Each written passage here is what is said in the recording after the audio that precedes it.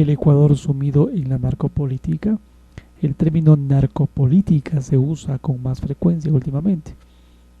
¿Pero qué significa? Este término narcopolítica en el país ha sido evidenciado, según Diana Salazar, fiscal de la Nación, el jueves 14 de diciembre al anunciar el caso Metástasis. Este operativo incluiría más de 75 allanamientos en 7 de las 24 provincias ecuatorianas. Entre los arrestados estarían figuras clave, según ella, en el sistema judicial y penal, incluyéndose a jueces, fiscales, policías, abogados y personas vinculadas al crimen. Los detenidos más destacados serían Wilmar Terán, entonces presidente de la Judicatura, ente responsable de supervisar y disciplinar la función judicial, y Pablo Ramírez, ex director del SNAI. También estaría Ronald Guerrero, ex juez involucrado en casos relacionados con Leandro Norero, presunto traficante, cuyo asesinato en prisión desencadenaría esta investigación. Gran parte de esta evidencia y los vínculos se desprenderían de chat del celular de este sujeto. Este caso se ha sacado a la luz una infiltración criminal profunda dentro de las estructuras estatales del Ecuador. Pero, ¿qué significa narcopolítica? Este uso narco, aceptado por la RAE como una abreviatura de narcotraficante, refleja el creciente impacto de este tema en la sociedad. El vocablo en mención está evolucionado para convertirse en un elemento clave que ha dado origen a nuevos términos. Estas que describen las complejas realidades en torno a esta actividad ilícita. Las palabras como narcodólares, narcocultura, narcodemocracia son estas un ejemplo de cómo el lenguaje se adapta y expande para abordar contextos anteriormente inéditos relacionados con el narcotráfico. Interesante análisis que hace Gekasiti. Esta proliferación de estos términos, que en la región empezaría a conocerse hace ya 3 décadas, 30 años, subraya su alcance y las transformaciones sociales que conllevarían esta actividad ilícita. En este contexto contemporáneo, los términos mencionados, narcoestado, narcopolítica, que frecuentemente se entrelazan, simplificarían la descripción de una compleja situación sociopolítica y económica del país. Estos términos sugerirían un escenario en el que el crimen organizado, en particular el asociado al tráfico ilícito de sustancias sujetas a fiscalización, han conseguido con su considerable riqueza y poder infiltrarse en las instituciones estatales. Esta infiltración le permitiría ejercer una influencia significativa en las decisiones políticas de un país, y el fenómeno repercutiría profundamente en la estructura y el funcionamiento del Estado.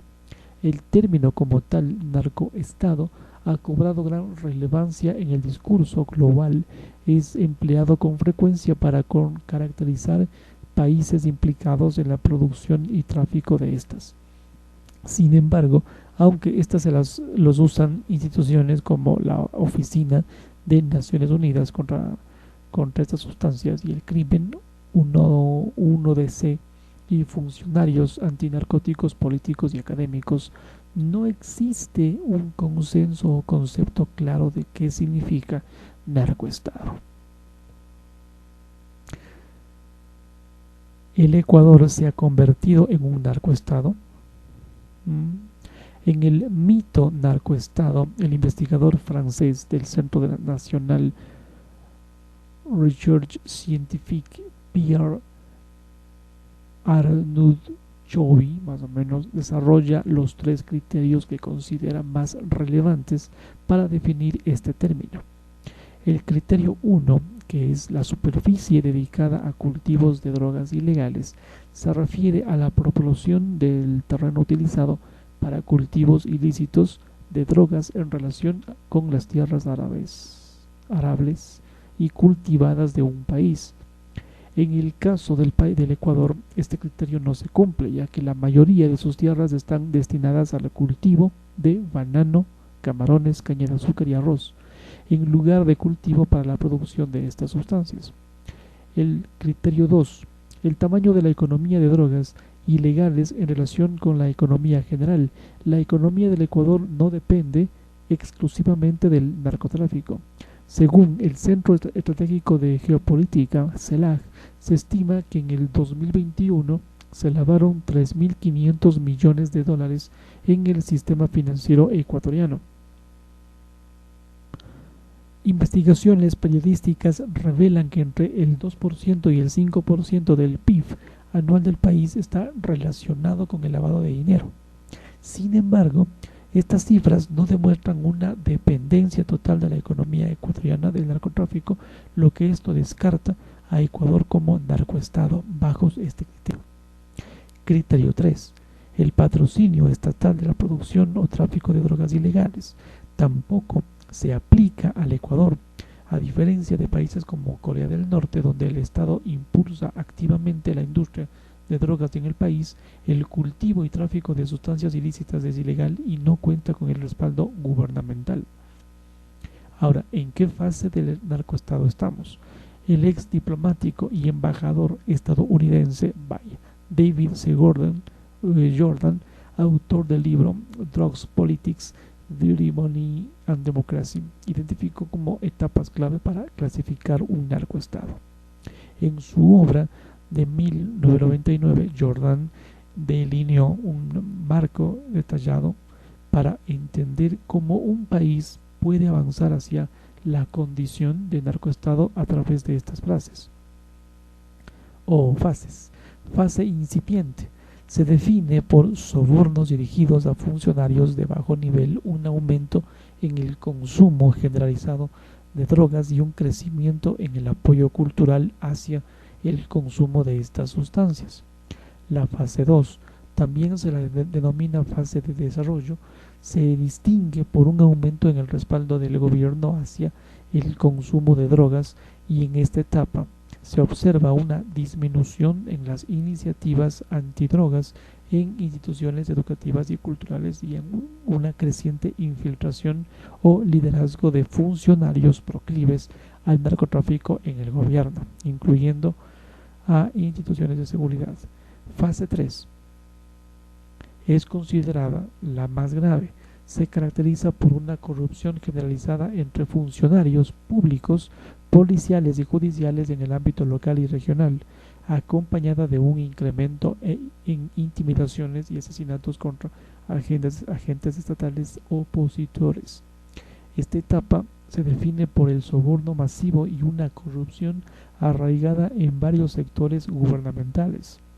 Un claro ejemplo de esto en Ecuador es lo ocurrido en enero de 2023, cuando informes de inteligencia de la policía ecuatoriana develaron vínculos alarmantes entre miembros de la Marina y organizaciones criminales. Varios oficiales fueron señalados por colaborar y proveer información a grupos criminales colombianos. Adicionalmente, se iniciaron investigaciones contra 43 marinos por delitos vinculados a pandillas y narcotráfico, evidenciando así la infiltración del crimen organizado en las fuerzas armadas del país. Fase 4. También se denomina crítica, implica una corrupción rampante en los niveles superiores de la Policía Nacional y el sistema judicial. Policías de alto rango participan activamente en el narcotráfico, protegiendo estas actividades e incluso autorizando asesinatos políticos. Además, en esta etapa existe una extorsión endémica y se dan casos conocidos por la sociedad en que los periodistas reciben financiamiento abierto por capos de la droga. En base a las declaraciones del embajador de Estados Unidos, Michael Fitzpatrick, se puede inferir que Ecuador se encuentra en la cuarta fase. En más de una ocasión, el embajador Phil Fitzpatrick ha abordado temas como esta en el sistema de la justicia, lavado de dinero y operaciones de testaferros. El 7 de diciembre del 2023 habló de una infiltración de mafias entre equipos de fútbol y medios de comunicación. Asimismo, mencionó que Estados Unidos ha revocado visas a narcogenerales ecuatorianos, evidenciando una profunda preocupación por la penetración de estas en las fuerzas de seguridad. Estos factores señalan una fase crítica en la que la influencia del narcotráfico se ha extendido ampliamente a través de altos niveles del gobierno y otras instituciones fundamentales en Ecuador. La fase avanzada se caracteriza por la infiltración del crimen organizado en los ministerios de gobierno y en el Poder Judicial.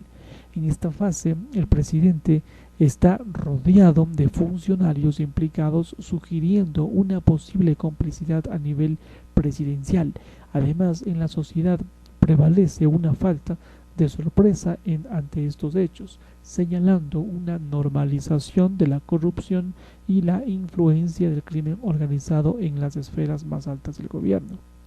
La reciente investigación que hizo la Fiscalía, iniciada a raíz del asesinato del narcotraficante Norero en 2022, daría cuenta de esta fase, porque revela indicios de que el país podría estar entrando a una etapa avanzada de narcopolítica.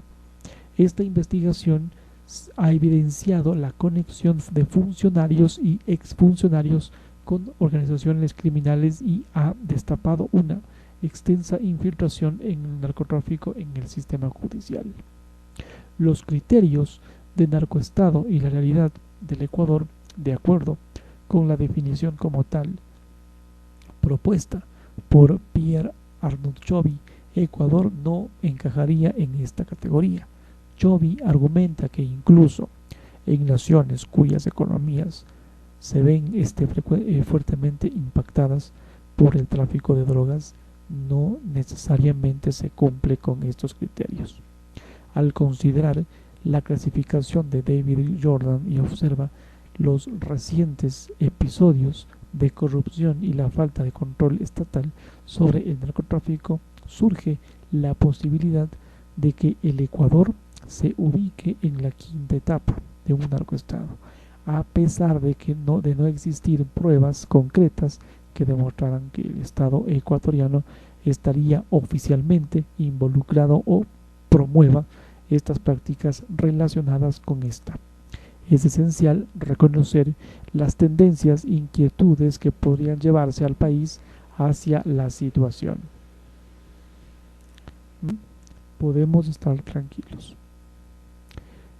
Sobre el buscador de los chats de Norero, en el caso Metástasis, se puede ver que dicen estos chats de Leandro Norero que ha chateado con jueces, fiscales y otros funcionarios. A mediados de diciembre del 2023, la Fiscalía detuvo a 31 personas. Dentro de este caso, una investigación por presunta delincuencia organizada que mostraría los vínculos entre este señor y el sistema judicial. La investigación, dijo, la Fiscalía tiene como evidencia cientos de chats de Leandro, un asesinado en 2022 con jueces, abogados, fiscales y otros altos funcionarios. Diana Salazar, fiscal del Estado, dijo que gracias a estas conversaciones determinaron que Norero, a través de sus abogados, pagaría $400,000 a funcionarios del sistema judicial, del gobierno y policías. Lo habría hecho con el objetivo de tener beneficios judiciales y organizar fiestas y comidas especiales mientras él estaría hospedado en prisión. Algunos de los chats ya han sido revelados por Fiscalía y bueno, se puede ya lo hemos visto.